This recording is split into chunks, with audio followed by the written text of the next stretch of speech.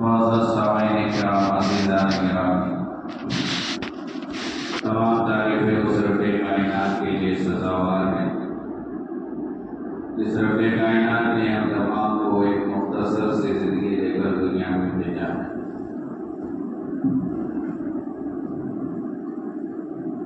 ایمان والا دیندار وہ بندہ ہے جو پورے دین پر چلے یا چلنے کی کوشش کرے۔ گزشتہ جمعہ سے پہلے 3 جمعہ سے یہ بات بتائی جا رہی ہے کہ عبادات سے ہٹ کر معاملات، معاشرہ، اخلاق بھی دین ہے۔ 25% دین عبادت ہے، نماز، روزہ، زکوٰۃ، حج۔ 75% 75% دین اخلاقیات، معاملات، معاشرت والا ہے۔ پورے دین پر چلنے والے کو دیندار کہیں گے، اور اللہ تعالیٰ بھی ایمان والوں سے جو قرآن میں کہا یا ایھا الذین آمنوا ادخلوا فی السلم کافہ، آج کا عنوان بہت غور سے سنیں، یا ایھا الذین آمنوا ادخلوا فی السلم کافہ۔ اللہ نے کہا ایمان والوں سے، ایمان والوں، یعنی جو اللہ کو مانتے ہیں ان سے خطاب ہے۔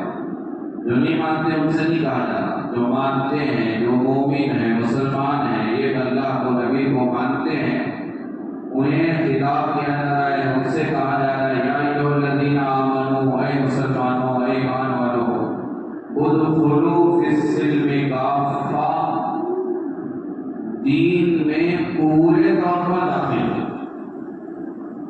چند چیزوں میں دین میں داخل ہو کر جن چیزوں میں داخل نہیں ہونا، ایسا نہیں ہوگا۔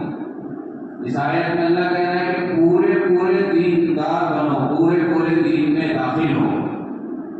صرف نماز، روزہ، زکوٰۃ کر لیے، دوسری چیزیں چھوڑ دیے تو اسے دیندار نہیں کہیں گے۔ مسلمان کو کہیں گے لیکن وہ دیندار نہیں بن سکتا۔ تو قرآن کی آیت کے لیے کہ ادخلوا فی السلم کافہ، پورے دین میں داخل ہو جاؤ۔ ولا تتبعوا خطوات الشیطان، آگے کہا کہ شیطان کی پیروی نہ کرو، انہ لکم عدو مبین، وہ تو تمہارا کھلا دشمن ہے۔ مکمل دین میں داخل ہونے کا حکم اللہ نے قرآن میں دیا۔ اب ہمارے درمیان معاشرے میں اللہ کے کچھ احکامات ایسے ہیں جن پر عمل کرنا تو دور کی بات ہے، ہماری زندگیاں آدھے سے زیادہ ختم ہو گئی، ہم ان احکامات کو جانتے بھی جانتے ہی نہیں تو عمل کیسے کریں گے؟ عمل اس وقت میں بندہ کرتا ہے جب جانے گا، جب جانتا ہی نہیں تو عمل کیسے کرے گا؟ تو معاملات والے دین کو جب جانے گا تو معاملات دین کے مطابق ہوں گے، معاشرے والے دین کو جانے گا تو معاشرے میں ویسے رہے گا جو شریعت کہتی ہے۔ اب ایک بندہ، ظاہر بات ہے میں ہو آپ ہو، ہمیں دنیا سے جانا ہے، ہمارا انتقال ہونے والا ہے، مرنا ہی مرنا ہے۔ اور انسان کی دنیا کی سب سے بڑی خواہش کیا ہے؟ سب سے بڑی خواہش زیادہ مال کا ہونا نہیں ہے، سب سے بڑی خواہش اچھی بیوی کا ملنا نہیں ہے، سب سے بڑی خواہش بڑے عہدے کا ملنا نہیں ہے۔ دنیا کی سب سے بڑی خواہش، کتابوں میں لکھا ہے، سب سے بڑی خواہش انسانوں کی دنیا کی یہ ہے کہ انسان مرنا نہیں چاہتا۔ یہ سب سے بڑی خواہش کیوں؟ عہدہ ہے لیکن انتقال ہو گیا تو عہدہ کوئی کام دینے والا، ابھی پیریڈ ختم نہیں ہوا تھا ایم ایل اے کا، انتقال ہو گیا، عہدہ کام آئے گا؟ ختم ہو گیا، زندگی ختم ہو گئی، عہدہ باقی تھا، کوئی کام آنے والا نہیں ہے۔ زندگی دنیا میں خوبصورت بیوی ہے، انتقال ہو گیا، استعمال نہیں کر سکتا، دھن دولت ہے، بڑا کاروبار ہے، زندگی نہیں ہے، استعمال نہیں کر سکتا۔ اس لیے دنیا کی سب سے بڑی خواہش انسان کی کیا ہے؟ کہ انسان مرنا نہیں چاہتا، مرنے سے ڈرتا ہے، اللہ عنہ کیا کہا، یہ انسان کی خواہش ہے، لیکن مرنا تو سب کو ہے ہی، لیکن زندگی کے اندر جو اللہ تعالیٰ نے نبی علیہ السلام نے دین بتائے ہیں، مرنے کے بعد کے احکامات بھی ہمیں بتائے ہیں۔ انتقال ہونے سے پہلے انتقال کی تیاریاں کیا کیا کرنا، اور انتقال کے بعد مرنے والے کے ساتھ ہمارے اوپر کیا حقوق ہیں، ایک حق زندوں کا، ایک حق مردے کا، وہ بھی اللہ کا بندہ ہے، یہ بھی بندوں کے حقوق و لباس میں آتے ہیں، اسے سمجھنا چاہیے۔ گھر میں کسی کا بھی انتقال ہو گیا، چاہے باپ کا ہو، ماں کا ہو، بیٹے کا ہو، بہن کا ہو، بھائی کا ہو، انتقال کے بعد ظاہر بات ہے مرنے والا مال چھوڑ کر جاتا ہے، مرنے والا کچھ نہ کچھ چھوڑ کر جاتا ہے، 10 روپے تو چھوڑ کر ہی جاتا ہے۔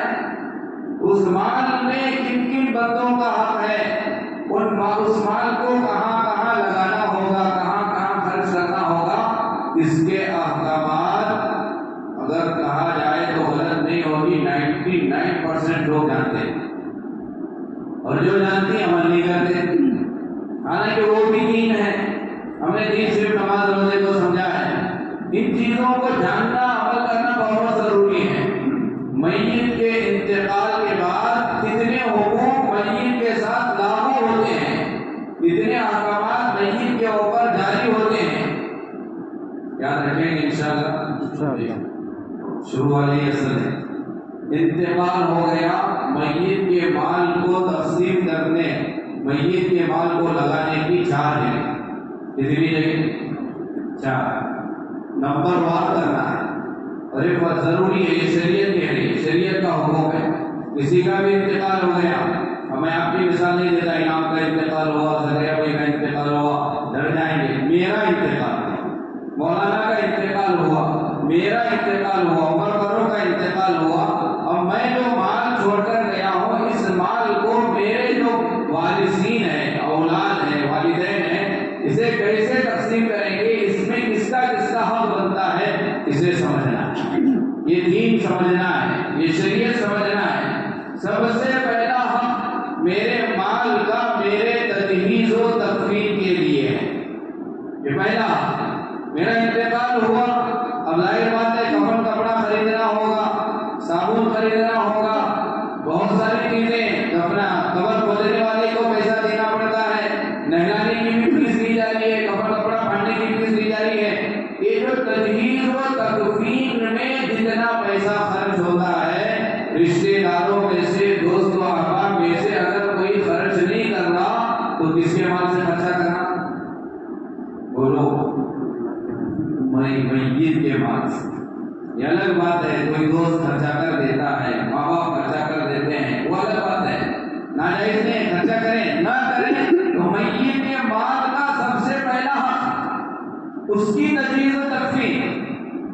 اب اسے تھوڑا تفصیل سے سمجھو، کیسا کفن کپڑا خریدیں گے، میرا نہ میرے باپ کا بول کر ہائی فائی کوالٹی کا کفن کپڑا لانا، کیا سب ہائی فائی نہیں، درمیان والا، نہ لو کوالٹی نہ زیادہ ہائی کوالٹی، درمیان والا، ہر چیز درمیان، یہ شریعت کا حکم۔ ایسا کفن کپڑا لاؤ جو نہ زیادہ مہنگا ہو، جو نہ سب سے سستا ہو، درمیان والا کپڑا خریدنا، ساری چیزیں درمیان والی رکھنا، یہ سب سے پہلا حق۔ انتقال کے بعد میت کے مال میں سے پہلا حق یہ ہے کہ اس کے تجہیز و تکفین میں اس کا پیسہ خرچ ہو، اگر کوئی خرچ نہیں کر رہا ہو، اگر کوئی کفن کا انتظام نہیں کر رہا، اگر کوئی دفنانے کا انتظام نہیں کر رہا، پیسے لگانا ہے تو میت کے مال میں سے لگائیں۔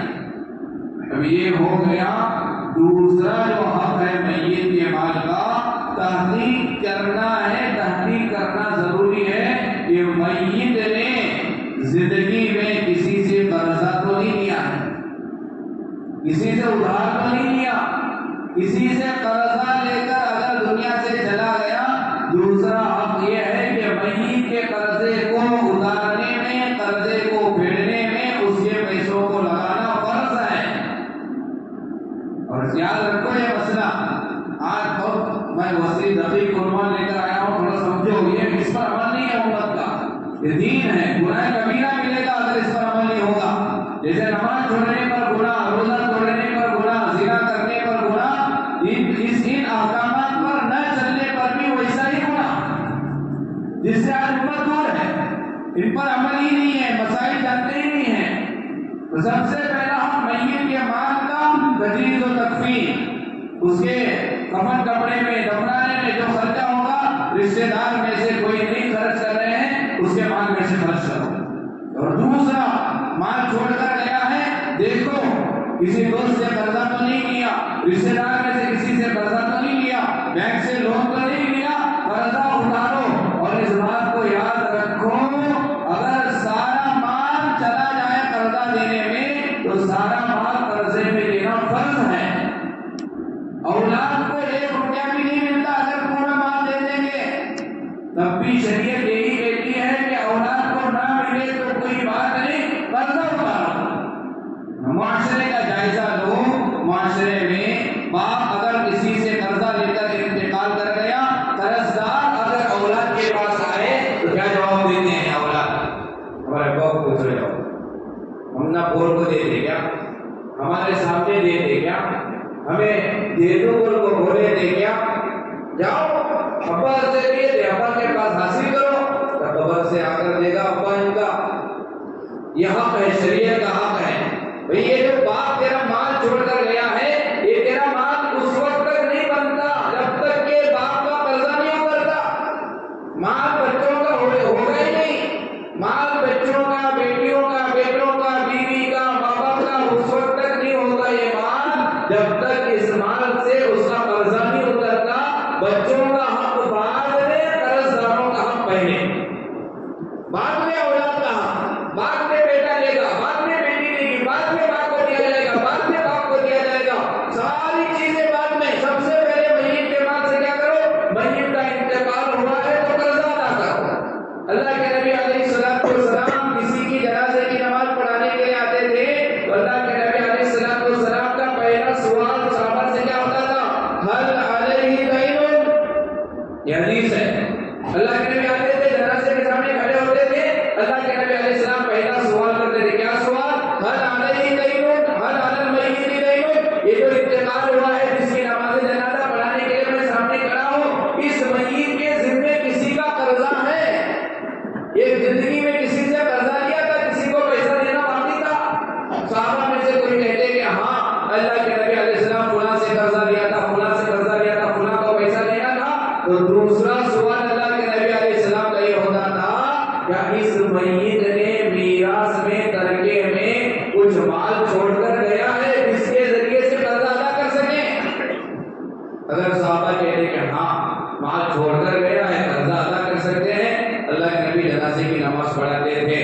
اگر صحابہ کہتے تھے کچھ بھی چھوڑ کر نہیں گیا ہے، اللہ کے نبی کہتے تھے تم میں سے کوئی اس کی جنازے کی نماز پڑھاؤ، میں نہیں پڑھاؤ. یہ عمل تھا ہمارے نبی کا. میت پر قرضہ ہے تو اللہ کے نبی کہتے تھے ادا کرنے کے کافی، چھوڑ کر گیا ہے اس سے قرضہ ادا کرنا ہے، اور نبی نماز پڑھاتے تھے جنازے کی.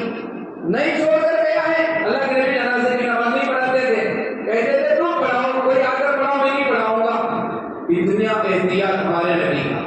دوسری حدیث سنو، اللہ کے نبی علیہ السلام نے فرمایا شہید جس نے اسلام کے خاطر، دین کے خاطر اپنی جان کی قربانی دی، شہید ہو گیا، اللہ کے لیے جان کی قربانی دی، اس شہید کے بارے میں ہمارے نبی علیہ السلام فرماتے ہیں کل ذنب یغفر الشہید الا الدین. شہید جب انتقال ہوتا ہے اللہ ہر گناہ معاف کرتا ہے سوائے قرضے کے گناہ. شہید شہادت کا درجہ حاصل کیا، جان کی قربانی دی، اپنی جان کو لگایا اسلام کے خاطر، تو اللہ کے نبی کا سارے گناہ معاف. یغفر الشہید کل ذنب، ہر گناہ معاف شہید کا، الا الدین. زندگی میں کسی سے قرضہ لے کر انتقال ہوا وہ گناہ معاف نہیں ہوگا. اسی لیے انتقال ہو گیا ابا کا، انتقال ہو گیا امی کا، انتقال ہو گیا بھائی کا، انتقال ہو گیا دوست کا، دوسرا قرضہ، اس کے بعد سے قرضہ، چاہے اس کا پورا مال قرضہ ادا کرنے میں لگ جائے، لگا دو. ورنہ اولاد اگر سزا باپ کو بھگتنا پڑے گا، سزا باپ بھگتے گا، سزا ملے گی باپ کو۔ اسی لیے بار بار کہا جاتا ہے ڈاکٹر ضرور بناؤ اپنی اولاد کو، انجینئر ضرور بناؤ اپنی اولاد کو، لائر ضرور بناؤ اپنی اولاد کو، لیکن دیندار ضرور بناؤ۔ دیندار اگر بچے رہیں گے باپ کا قرضہ ادا کریں گے باپ کے پیسوں سے، بچے دیندار رہیں گے تو باپ جتنا قرضہ کر کے گیا ہے باپ اگر مال نہ بھی چھوڑا ہو اپنے پیسوں سے ادا کریں گے، کیونکہ اولاد دیندار ہے تو جانیں گے کہ ہم باپ کا قرضہ ادا نہیں کیے تو باپ پریشان ہوگا۔ دیندار نہیں بنائے تو پھر اپنا مال بھی نہیں ادا کریں گے قرضے کے لیے اور باپ کے مال کو بھی کھا لیں گے۔ یہ میت کیا حقا، سب سے پہلا میت کا مال کہاں خرچ ہو، کہاں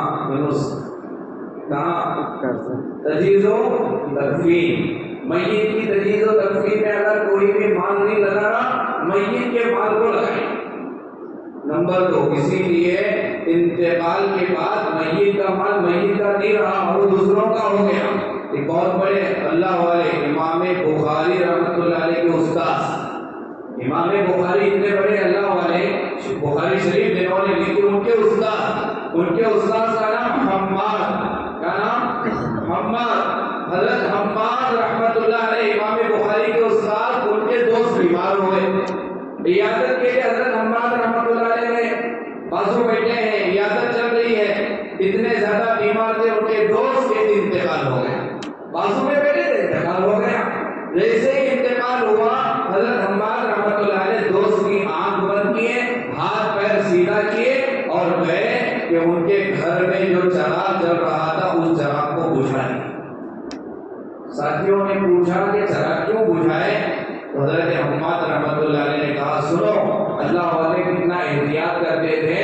حضرت حماد نے کہا جب تک یہ چراغ چل رہا تھا چراغ میں جو تیل تھا یہ میرے دوست کے پیسوں کا تھا، دوست مالک تھا، اب میرے دوست کا انتقال ہوا تو یہ تیل کا مالک میرا دوست نہیں رہا، وارثین بن گئے، دوسرے بن گئے، جب تک وہ اجازت نہیں دیں گے اس وقت تک چراغ نہیں جلا سکتے۔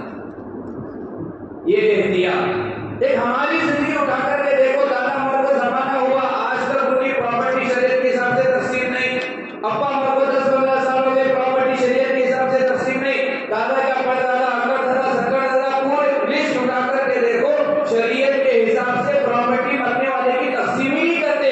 اگر کوئی بھائی دیندار کہہ دیتا چلو بھائی ابا کی پراپرٹی تقسیم کریں گے، لوگ تانا دیتے ہیں دیکھو اسے کتنا جلدی ہے، حالانکہ شریعت یہ کہتی ہے کسی کے انتقال کے بعد اس کے مال کو تقسیم کرنے میں دیر نہ کرو، جتنا دیر کرو گے اتنا زیادہ پریشان ہو، پریشانی بڑھے گی، پریشانی کم نہیں ہوگی۔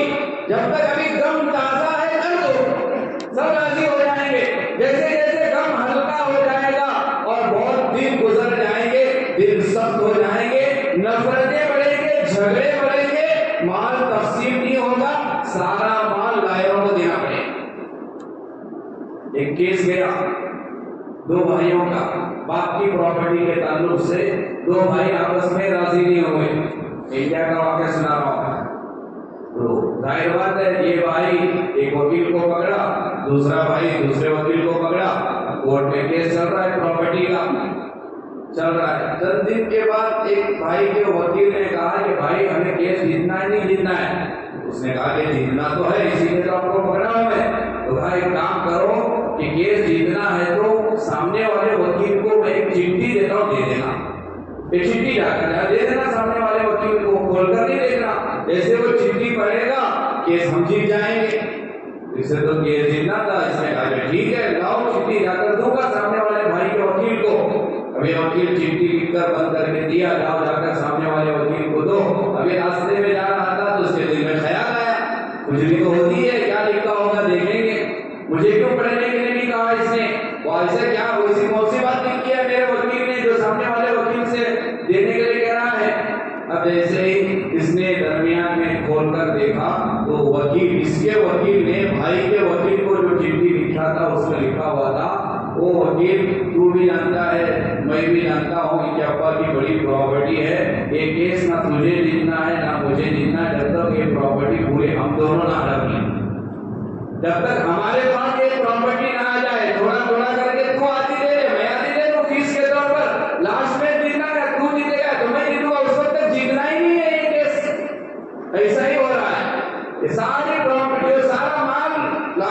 ہاتھ میں, وکیلوں کے ہاتھ میں چلا جاتا, زندگیاں ختم ہو جاتی, پراپرٹی کسی کے نام نہیں ہوتی. یہ شریعت توڑنے کا دنیا کا عذاب, آخرت میں الگ سے عذاب, یہ دنیا بھی عذاب. کوئی مالک ہی نہیں بنتا, باپ کی پراپرٹی تقسیم نہیں ہوتی. اسی لیے شریعت نے کہا انتقال ہو گیا فوراً ان احکام پر عمل کرو. جس پر جیسے نماز پڑھنا ضروری, روزہ رکھنا ضروری, یہ بھی ضروری کام ہے. تھوڑا بہت ہو رہا ہے, ہوتا بالکل نہیں ہوتا. کیا ہوتا, قبرستان میں 10ویں کا اعلان ہوتا, 40ویں کا اعلان ہوتا. ارے جو چیز ضروری ہے اس کا اعلان ہی نہیں ہوتا. کسی عالم کو بلا کر گھر میں تقسیم کا اعلان ہی نہیں ہوتا. دوسرے اعلانات جو غیر ضروری ہیں وہ ہو رہے ہیں. ایصال ثواب, ایصال ثواب کا تو حقوق میں شامل ہی نہیں ہے, وہ اختیاری ہے. چاہے تو ایصال ثواب کرو, چاہے تو نہ کرو, کوئی لازمی شے نہیں ہے. یہ لازم ہے, یہ واجب اور فرض ہے. قرضدار کا قرضہ ادا نہیں کر رہے اور بکرے کاٹ کر ایصال ثواب کا ثواب ملے گا وہیں. ضروری چیز پہلے کرنا, بعد میں وہ چیزیں کرنا. ضروری ہے کہ قرضہ جس سے لیے ہیں اس سے دو. ابا جن دن سے قرضہ لیے ڈش بنا کر دو, واپس کرو, تھوڑا تھوڑا کر کے دو. ابا مان نہیں چھوڑے تو اپنے مان میں سے دو, ورنہ ابا گنہگار ہوں گے, انہیں عذاب بھگتنا پڑے گا. یہ ایصال ثواب سے بھی زیادہ بڑا ہوا کام. تو میت کے انتقال کا دوسرا کام قرضہ ادا کرنا میت کا, میت کے پیسوں سے. اگر پیسے نہیں چھوڑے ہیں, بچوں کے حقوق میں داخل ہے کہ کوشش کر کے باپ کا قرضہ ادا کرو, یہ دوسرا کام. تیسرا کام, میت اگر زندگی میں وصیت کر کے گیا ہو اس وصیت کو ادا کرنا ہوگا. تیسرا کام وصیت. یہ لفظ پہلی بار سنتے رہتے ہیں ہمیں, یہ وصیت. ایک ہے نصیحت, ایک ہے وصیت. ہمارے کیا ہے, بولو زکریا, اونگتے بولو, کیا ہے نصیحت, دوسرا کیا ہے وصیت. زندگی میں اگر کسی کو ہمیں 4 باتیں بول رہی تو اسے نصیحت بولتی. مرنے کے بعد کچھ کام کرنے کے لیے بول کر زندگی میں جا رہی تو اسے کیا بولتی, وصیت بولتی. یہ میت کا تیسرا حق. اس تیسرا حق سمجھنے سے پہلے وصیت کو سمجھیں.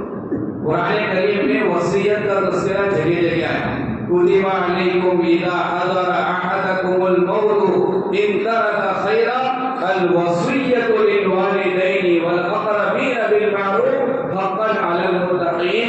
مرنے کے بعد بیٹے کو اتنی پراپرٹی, بیٹی کو اتنی پراپرٹی, ماں باپ کو یہ پراپرٹی. یہ جو پراپرٹی شریعت تقسیم کرے, قرآن میں اللہ نے تقسیم کیا. یہ تقسیم کی آیت سے پہلے وصیت کی آیت آئی تھی فرض کا, کہ مرنے سے پہلے جو بول کر گیا وہی چیز. مرنے سے پہلے باپ بول کر گیا بیٹے کو سب کچھ, تو پہلے کیا تھا شریعت میں شروع میں سب بیٹے کو ملے گا. بعد میں تقسیم ہوئی, قرآن نے کہا نہیں, بیٹے کو اتنا دیا جائے گا, بیٹی کو اتنا دیا جائے گا. جب قرآن نے تقسیم کیا تو ظاہر بات ہے وہ وصیت کا حکم ختم ہو گیا. وصیت کی 4 قسمیں.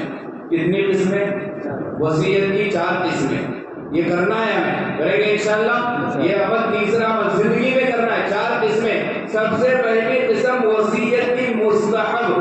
کون سی قسم؟ بولو کون سی؟ مستحب. دوسری قسم فرض. دوسری قسم فرض. تیسری قسم حرام. تیسری قسم کون سی؟ حرام. چوتھی قسم سنت. 4 طرح کے وصیت. پہلی مستحب, دوسری فرض. ارے آج میں بیان نہیں کرا, پورنا میں یہاں سبق پڑھا ہوں. آج آپ اسٹوڈنٹ ہیں, میں ٹیچر ہوں, پڑھیں گے, سمجھو اس کو. یہ دین ہے, یہ شریعت ہے. وصیت کے 4 اقسام. پہلی قسم مستحب, دوسری قسم فرض, تیسری قسم حرام, چوتھی قسم سنت. مستحب کسے کہتی؟ بچے میرے دیندار ہیں, مجھے یقین ہے میرے مرنے کے بعد میری پراپرٹی شریعت کے حساب سے تقسیم کر لیں گے, بہن پر بھائی ظلم نہیں کرے گا, اور جس ملک میں میں رہتا ہوں شریعت پر عمل کرنے میں ملک کا قانون بھی بیچ میں نہیں آتا, تو ایسی صورت میں میری پراپرٹی کو شریعت کے حساب سے تقسیم کر لیو. میں مریا بولے تو میری پراپرٹی میں بیٹے کو اتنا جانا, بیٹی کو اتنا جانا, شریعت کے مطابق سے لکھ کو مرنا. یہ مستحب. یہ کیا ہے؟ 2 شرطیں. مستحب کب ہے؟ بچے بھی کیا ہو, دیندار, اور دوسرا ملک کا قانون بھی شریعت کے حساب سے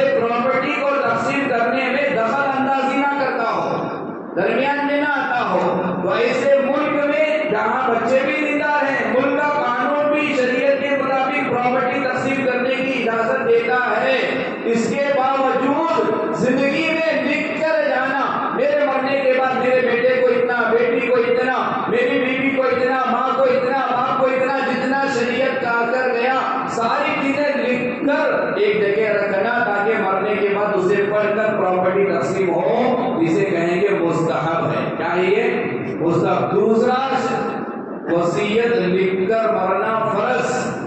دوسری کیا ہے؟ وصیت کی قسم فرض. فرض سمجھو ایسے ملک میں رہتے ہیں جس ملک میں شریعت کے حساب سے مرنے کے بعد پراپرٹی تقسیم نہیں ہوتی، ویسے ملک میں زندگی میں شریعت کے حساب سے پراپرٹی تقسیم کرنے کو لکھنا فرض ہے، ورنہ اس پر عمل نہیں ہو سکتا. تو وہاں فرض ہے. دوسرا وصیت لکھنا فرض، اس کے لیے ہم میں سے اکثروں کو لکھنا فرض ہے. کیسے؟ زندگی میں کتنی نمازیں چھوڑے ہیں، قضا نہیں پڑھ سکتے، تو لکھنا میری زندگی کے 10 سال کی نمازیں قضا ہیں، نماز معاف نہیں ہوتی، مرنے کے بعد بھی معاف نہیں ہوتی، مرنے کے بعد فدیہ دینا رہتا بچوں کو، فدیہ. تو لکھنا میں 10 سال کی نماز بالغ ہونے کے بعد سے 10 سال کی نمازیں نہیں پڑھا ہوں، یا ہے کہ میرے 25-30 روزے میں رمضان کے نہیں رکھا ہوں، یا ہے کہ قرآن مجید کی تلاوت کے جو سجدے فرض تھے واجب تھے وہ نہیں کیا ہوں، اور زکوٰۃ اتنے سالوں کی میں ادا نہیں کیا ہوں، میرے اوپر حج فرض تھا میں حج نہیں کیا ہوں، لہٰذا اگر میرا انتقال ہو جائے میرے مال میں سے اس کا فدیہ دینا. یہ لکھنا کیا ہے؟ فرض ہے. فرض لکھنا ہے. انتقال موت کا کوئی بھروسہ ہے؟ حدیث پاک میں آتا ہے اللہ کے نبی علیہ الصلوۃ والسلام نے فرمایا اگر تمہارے ذمے وصیت لکھنا ضروری ہے تو تمہارے اوپر 2 راتیں بھی نہ گزرے جو وصیت لکھے بغیر چلی جائے. اتنا جلدی لکھو گے 2 راتیں، یعنی بہت جلدی وصیت لکھو، موت کا کوئی بھروسہ نہیں. لکھو وصیت، زندگی میں لکھو وصیت. یہ لکھنا فرض ہے. اب کتنی زندگی میں ہمارے ذمے فرض ہیں. کسی کا ہم نے قرضہ لیا ہے، وصیت میں لکھنا فلاں کے ذمے، میرے ذمے فلاں کے 50,000 روپے 1 لاکھ روپے ہیں، اگر میرا انتقال ہو جائے تو میرے ترکے میں سے میرے میراث میں سے ادا کرو. یہ لکھنا کیا ہے؟ فرض ہے. آج کل کوئی لکھتا؟ یہ فرض چیز ہے. جیسے 5 وقت کی نماز فرض، روزہ فرض، زکات فرض، حج فرض مالداروں پر، اسی طرح وصیت، یہ وصیت لکھنا فرض. داڑیاں ہماری اجلی ہو گئی، عمر بہت زیادہ ہو گئی، ہم لوگ جانتے ہیں ہمارے ذمہ کتنا قرضہ ہے، ہم لوگ جانتے ہیں کہ زندگی میں بالغ ہونے کے بعد سے کتنی نمازیں نہیں پڑھے، کتنے رمضان کے روزے چھوٹے. مرد ہو یا عورت ان کے ذمہ ضروری ہے حساب لگا کر وصیت لکھو. موت کا کوئی بھروسہ نہیں، انتقال ہو گیا تو تمہارے اس وصیت نامے کو دیکھ کر کم سے کم بچے فدیہ دے کر بوجھ کو ہلکا کریں گے، قبر کے عذاب سے تو بچ جائیں گے. میدان محشر میں اللہ پوچھے گا تو بچے فدیہ دیں گے تو اللہ معاف کرے گا. جو ذمے ضروری تھے فرض تھے ادا نہیں کریں، ان کا لکھنا فرض ہے، ضروری ہے. یہ وصیت کی دوسری قسم. وصیت کی تیسری قسم حرام. ایسی وصیت نہیں لکھنا میرا فلاں سے جھگڑا ہے، بچوں مرنے کے بعد بھی بخشنا نہیں، چھوڑنا نہیں، گھر کو نہیں بلانا، کھانے کی دعوت نہیں دینا. دیکھ ہاں تو تمہارے بہن کی شادی میں بلا کو رہیں گے، میرا فلاں سے 36 کا آنکڑا ہے. غلط ناجائز وصیت لکھ کر جانا کیا ہے؟ حرام ہے. کیا ہے؟ حرام. حرام گناہوں کی وصیت لکھنا حرام. اور 30-34 جو وصیت ہے وہ سنت ہے، نبیوں کی سنت ہے. ارے زندگی میں بچے باتیں نہیں مانتے، اولاد ہماری باتیں نہیں سنتی. آپ اولاد کو معلوم بنائے بغیر وصیت لکھو میرے بچوں زندگی میں تم نے میری بات نہیں سنی، کوئی بات نہیں ہے، میں دنیا سے جا رہا ہوں، میرے مرنے کے بعد نماز نہ چھوڑو، میرے مرنے کے بعد جھوٹ نہ بولو، میرے مرنے کے بعد تمہارے امی کا خیال رکھو، میرے مرنے کے بعد تمہارے بہنوں کو، میری بیٹیوں کو بار بار گھر بلایا کرو. یہ لکھنا سنت ہے، یہ نبیوں کا عمل ہے، اللہ کے نبی کا عمل ہے، حضرت یعقوب علیہ السلام کا عمل ہے، حضرت ابراہیم علیہ السلام کا عمل ہے. وَوَصَّىٰ بِهَا إِبْرَاهِيمُ بَنِيهِ وَيَعْقُوبُ. قرآن کہتا ہے حضرت ابراہیم علیہ السلام نے وصیت لکھی، حضرت یعقوب علیہ السلام نے وصیت لکھی اپنے اولاد کے نام. کیا وصیت لکھی؟ حضرت یعقوب نے پوچھا مَا تَعْبُدُونَ مِن بَعْدِي. میرے بچوں ذرا مجھے بولو تو صحیح، میرے مرنے کے بعد کس کی عبادت کرو گے، کس کے سامنے ماتھا ٹیکو گے؟ تو بچے کہے نعبد الہک و الہ آبائک ابراہیم و اسماعیل و اسحاق الہ واحدہ. تمہارے ابا آپ کے دنیا سے جانے کے بعد جو تمہارا خدا تھا اسی کی عبادت کرو. یہ وصیت، یہ نبیوں نے وصیت کی. اللہ وانتم مسلمون. حضرت ابراہیم علیہ السلام نے اپنے بچوں کو وصیت دی کی، کہا میرے مرنے کے بعد مسلمان بن کر ہی جینا، مسلمان بن کر ہی مرنا. یہ وصیت. بہت مرتبہ ایسا ہوتا ہمارے بچے بگڑے ہوئے رہتے، زندگی میں ہماری باتیں نہیں سنتے، لیکن اس طرح لکھ کر انتقال ہو گیا، دفنانے کے بعد الماری بچے کھولے، تجوری کھولے، یہ لکھا ہوا ملا، اس غم میں پڑا تو بچے زندگی بدلے. یہ سنت ہے لکھنا، نصیحت. زندگی میں اگر ہو رہی ہے نصیحت، انتقال کے بعد اگر ہو رہا تو یہ وصیت. اللہ کے نبی علیہ السلام نے صحابہ کرام کے لیے وصیت کی. مرنے کے بعد کے بارے میں نبی کی ہمارے وصیت کی کیا تھی؟ میرے دنیا سے جانے کے بعد دو چیزوں کو لازم پکڑو، گمراہ نہیں ہو گئے. یہ ہمارے نبی کی وصیت. میرے انتقال کے بعد دو چیزوں کو لازم پکڑو، گمراہ نہیں ہو گئے. نمبر 1 کتاب اللہ، نمبر 2 سنت رسول اللہ. جب تک قرآن کریم کو، نبی کی سنت کو تم مضبوطی سے تھامے رکھو گے، گمراہ نہیں ہوگے. یہ ہمارے نبی کی وصیت امت کے لیے. حضرت حسن بصری رحمۃ اللہ علیہ نے وصیت لکھی اپنے شاگردوں کے نام. اللہ والے حضرت حسن بصری نے لکھا 3 وصیت لکھی. پہلی وصیت اپنے شاگردوں سے کہا میرے بچوں، میرے بیٹوں، میرے شاگردوں، میں تو دنیا سے جا رہا ہوں، قرآن کو مضبوطی کے ساتھ تھامے رکھنا. یہ حضرت حسن بصری کی پہلی وصیت تھی. دوسری وصیت دین کے اندر مضبوطی کے ساتھ قائم رکھنا. حضرت حسن بصری کی تیسری وصیت سنو. حضرت حسن بصری نے کہا اپنے شاگردوں سے دنیا کو دل میں جگہ نہ دینا، دنیا کو ہمیشہ ہاتھ میں جگہ دینا. حضرت حسن بصری کی وصیت. یہ وصیت لکھنا یہ زندگی کا عمل ہے. کبھی یہ وصیت لکھنا ہمارے اوپر فرض ہے، کبھی مستحب ہے، کبھی سنت. سنت تو ہے ہی. لکھیں گے مرنے سے پہلے لکھیں گے انشاءاللہ. موت کی کوئی گارنٹی ہے؟ آج ہی لکھیں گے انشاءاللہ. دیکھو مولانا کو سامنے بٹھا کر نہیں لکھنا، اپنے دل کی بات لکھنی. اور وہ کم پڑھیں گے ہمارے بچے، کم پڑھیں گے. اور یہ ٹینشن جو ان کو آج دکھا تو کہتے ہیں آج میری سیکھیوں اٹھتی کی، آج کہاں کی انتقال ہوتا کی. موت جب آتی تبھی جاتی. آج وصیت لکھے تو آج انتقال ہونے والا نہیں ہے. اگر ہو گیا بغیر لکھے تو اتنا بڑا نقصان کر کے جائیں گے. قرضہ اگر کسی سے لکھو میرا گناہ کا میرے ذمہ میں اتنا قرضہ ہے، لکھو. لکھیں گے انشاءاللہ. حدیث حرام وصیت کی حدیث سنو. اللہ کے نبی علیہ السلام نے کہا، حدیث ہے، اگر کوئی باپ وصیت لکھ رہا ہے کہ میرے مرنے کے بعد سارا میرا ترکہ مال بیٹے کو ملے، بیٹی کو نہ ملے، تو ہمارے نبی نے کہا جنت تو دور کی بات ہے، اسے جنت کی خوشبو بھی نصیب نہیں ہوگی. ایسا وصیت لکھ رہا کہ فلاں کو نہیں جانا، کیا بھی سب اسے جانا.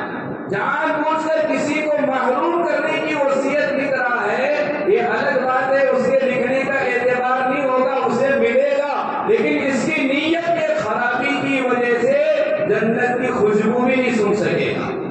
دوسری حدیث اللہ کے نبی علیہ السلام نے کہا میاں بیوی 60 سنہ، حدیث میں 60 سال اپنے زندگی کے عبادت میں گزارتے ہیں. 60 سال جو بھی عبادت میں ہے، شوہر بھی عبادت میں، 60 سال زندگی گزارے عبادت کے ساتھ. مرنے سے پہلے وصیت لکھے، جس وصیت میں بیٹے کو محروم کرنا تھا یا بیٹی کو محروم کرنا تھا، کسی کو نقصان دینے کی وصیت لکھے. اللہ کے نبی نے فرمایا فتجب لهم النار، دونوں کے اوپر جہنم واجب ہو جاتی ہے، جانا ہی پڑے گا جہنم میں. تو کسی کو نقصان دینے کی وصیت نہیں لکھنا، کسی کو محروم کرنے کی وصیت نہیں لکھنا. جائز وصیت شریعت کے مطابق وصیت لکھنا یہ بھی شریعت کا حکم ہے. آج امت اس پر عمل نہیں کر رہی ہے، لہذا آپ نیت کرو کہ وصیت کریں گے، وصیت لکھیں گے انشاءاللہ. اللہ تعالیٰ آپ تمام کو عمل کی توفیق نصیب فرمائے. آمین.